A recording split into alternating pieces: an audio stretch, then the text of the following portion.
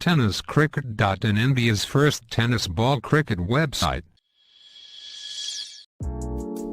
ऐसे ही और भी वीडियोस के लिए चैनल को सब्सक्राइब करो और बेल आइकन को दबाना बिल्कुल मत भूलना।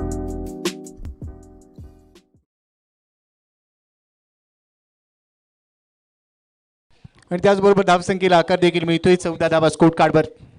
हा बॉल देखील लॉफ्ट केलाय, भरपूर elevation, play down the ball, पण तू इथे पहा, ओहो काय स्टॉप केलाय, झोकून दिलाय आणि ते बॉल थांबवत असताना क्षेत्ररक्षक पाहायला मिळेल आसिफ तांबोळी। त्या ठिकाणी मात्र क्षेत्ररक्षण करताना आपल्याला जो पाहायला मिळतोय जबरदस्त क्षेत्ररक्षण।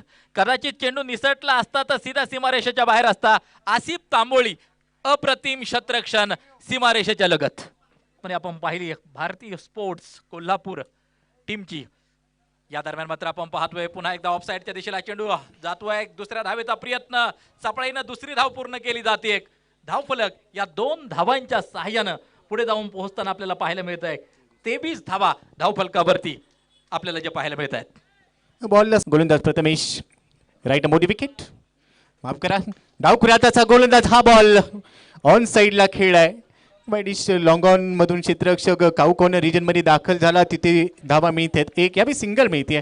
डावखुऱ्याचा गोलंदाज आहे त्याच्या आपण या ठिकाणी पाहतोय भारतीय स्पोर्ट कोल्हापूर विरुद्ध गायत्री 11।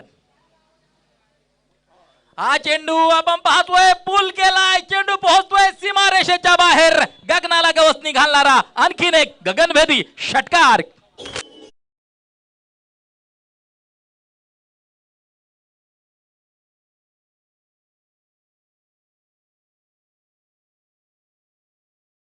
थोडासा बाउन्स होता, विथ बाउन्स खेळा, परफेक्ट पोझिशन मध्ये आला आणि त्यानंतर पुलचा पॉवरफुल फटका इथे दाखवला योगेश पेनकर यांनी, षटकार वसूल केलाय। संघासाठी खूप चांगले योगदान।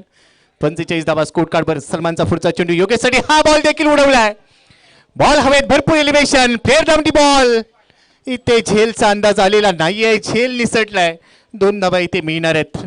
पकडो कॅच, जीतो match, catches win the matches, इथे ही कॅच सोडली नाहीये, कदाचित मॅच सोडावी लागेल कारण झेल गरजेची असणार आहे आणि तो झेल इथे निसटलाय, जीवनदान मिळतंय योगेश पेनकरला आणि त्यामुळे तो आता आक्रमक ठरू शकेल प्रवीणजी।